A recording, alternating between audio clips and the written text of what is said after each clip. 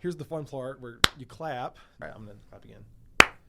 Welcome back to Commerce Central. Today is episode 4, and we have a special guest with us today, Mr. Cameron Hoffmeyer with Boston, Holt, and Durham, PLLC. Did I say that correctly? Right. Yep, you got it. It's a mouthful. It is. Cameron has been on our chamber board for a few years now. I hate to admit I've lost count. I started out, let's see, this would be the fourth year? Yeah. Started out on maybe the finance committee and then kind of worked my way up. We put Cameron right to work. It would be your 4th year because you're actually serving as vice chair, right? Which means you're the boss next year.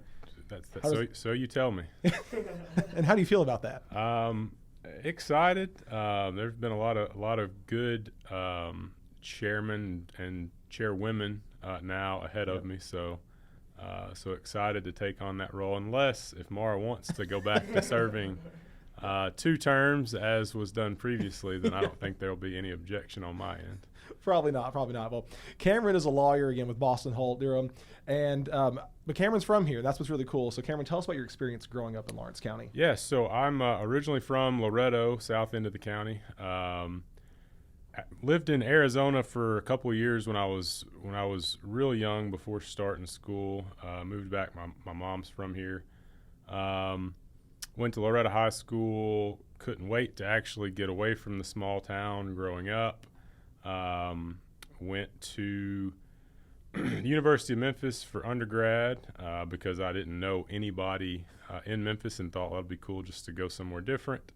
Loved my 4 years there, then moved to Nashville for 3 years of law school at Vanderbilt, and then came back to the small town back in, I guess, 2013. So I've been back 8 years now. So kind of full circle. Yeah, that's right. So I remember it's funny going way back and being also from small town.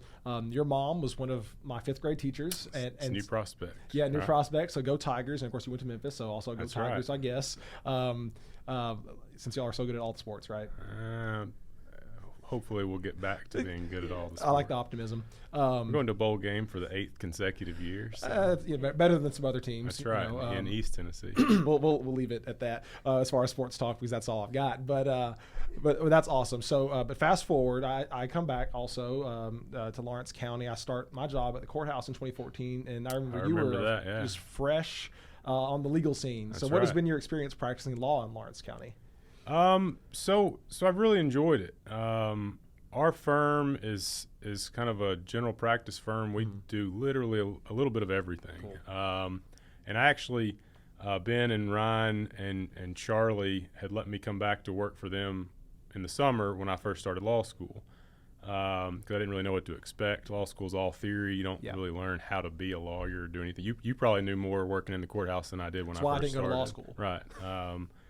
And so they let me do a lot of hands-on stuff right out of the gate, and then they made me go to work for a bigger firm in Memphis the second summer to have something to compare it to. Yeah. And I didn't really enjoy that as much. It's not you're not in the courtroom, you're not interacting with clients or the public. You're just in your office, and that just wasn't what I enjoyed. So being here, we're in court on a weekly basis. Yeah. We're dealing with clients and the public, and you have no 2 days are the same. I'm sure it's kind of similar with you guys. I mean, you always have you never know what the next day is going to bring, and so that's kind of exciting and fun and keeps it fresh. Yeah. So I've really enjoyed it and feel more competent, hopefully, than I was back in 13 or 14. Well, but we both have grown, and that's exciting since that time. But you're involved in the community in other ways too. So tell us about your roles, maybe at the municipal level or the boards you serve on. So I currently serve as the city judge for the city of Etheridge.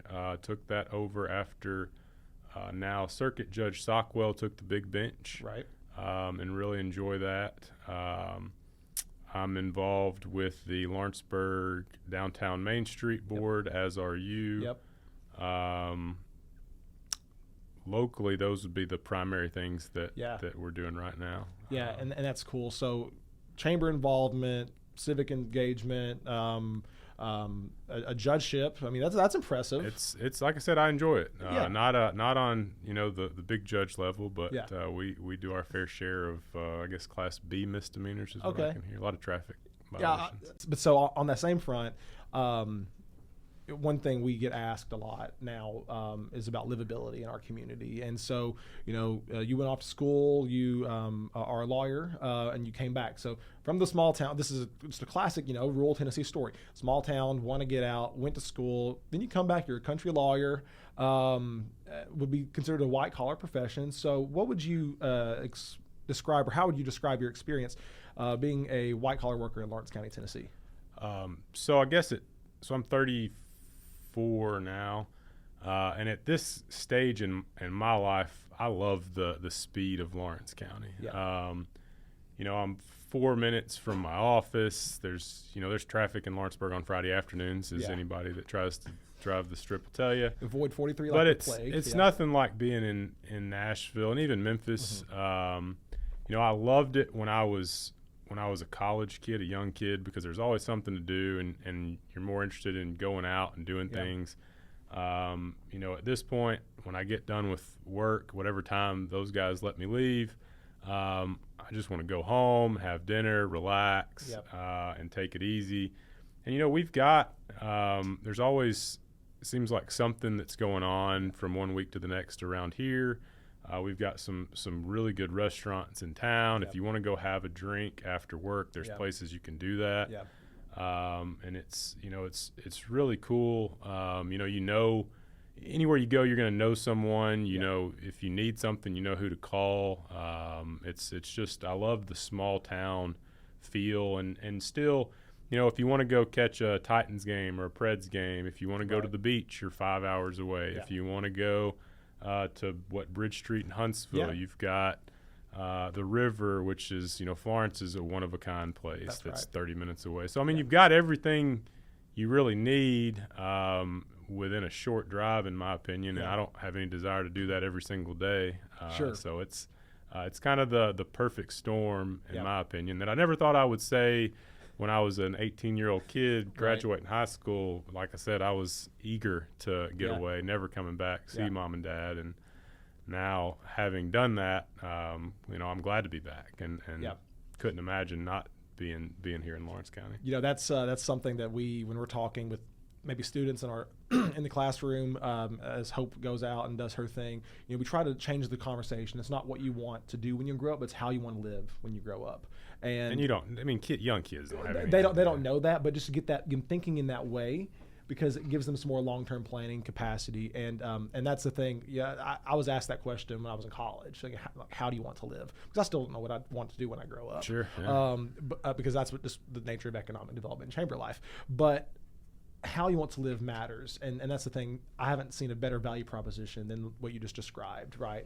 It's a nice pace, and it's not for everybody. That's just no, absolutely not. And we have that debate. Like, I'll have some of my friends like, why don't you come back to the city? Why do you want to live in the middle of nowhere? Right. Like, well, why do you? It's cost of living. This is what my mortgage is. What do you pay for a smaller place?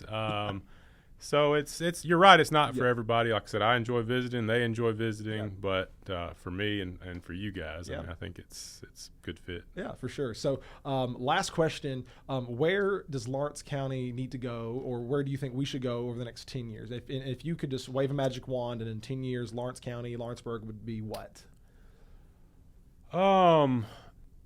So like maybe a hybrid of the cities we're between, right? Okay. So you've got Columbia and Florence, both of which are bigger than us, and I don't want to be them. Lawrenceburg, Lawrence County, we're our own place. Yeah. But maybe just continue to progress. I think in the last few years, in my opinion, the downtown area has really got a lot going for it now.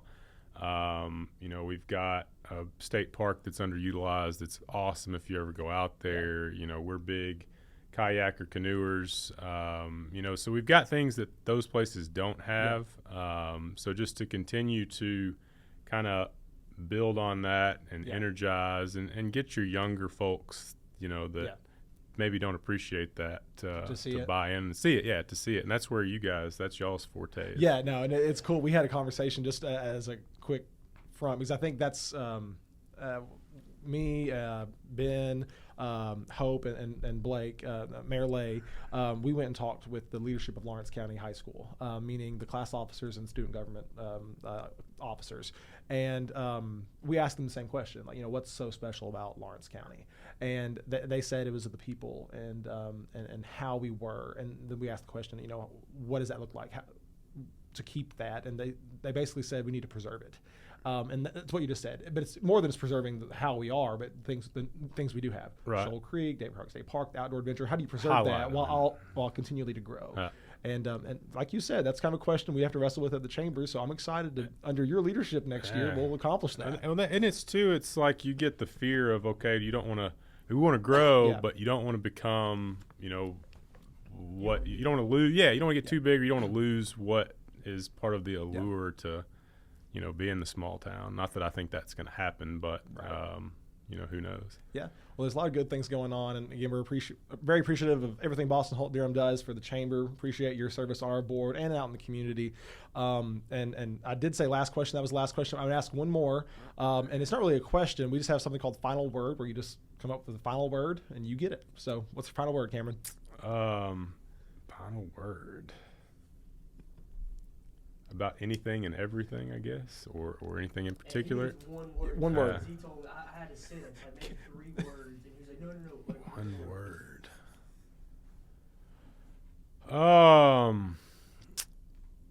Off the wall, man, I don't know. Serendipity. Eclectic. Okay. Eclectic. I'll put the definition in the video. There you go. For sure. What does it mean for you? So eclectic, like I would like to think that I have eclectic tastes, like in music or in style. I mean, just like a lot of different stuff that you wouldn't really expect. What's on your eclectic? Eccentric is different. Does it mean eccentric though? Like you have like a maybe not quite eccentric. Eccentric would be, I guess it would be maybe similar, but what song's on your playlist right now that's on repeat? That's I don't even have. I mean, so like I listen to. I got satellite radio, so So no, I don't. Don't Spotify. Yeah. You're an elder millennial. I know. Everybody. Yeah. See, I'm not in your generation. I just get on YouTube if I want to listen to a song. That's awesome. What would be the most recent stuff I've listened to? Let's see. We had tickets to Nathaniel Rateliff in Nashville. We didn't go. I'm a big Nathaniel Rateliff fan. Okay. And I would describe that as eclectic. That's actually really. who is that? They ask you how you are, you just have to say that you're fine when you're not really fine, but you just can't get into it because they would. So you don't listen to like 3-6 or Project Pat, like the real. I've been listening to yeah, 3 Doors Down. Like I'm telling you. That's a good variety. I've been on like a little rock. I mean, I'm not gonna lie. We did listen to Nickelback for a while last week in the office. So I know. I'd say I'd be more like Jason Isbell. Fair. Fair. You know, that would he would be a cool act. So now that we're revamping and getting folks in the theater, and the theater's going to be a happening place, let's bring Jason Isbell to Lawrenceburg. We will tag you in this video, Jason Isbell. If you are watching this, we'd love to have you come play a show at the historic Crockett Theater. I think you have played there previously back in your younger days. Mm-hmm. What's his name that came and played? John Paul White. John Paul White came back recently and played a show there and was great. So it'd be awesome if you would follow suit.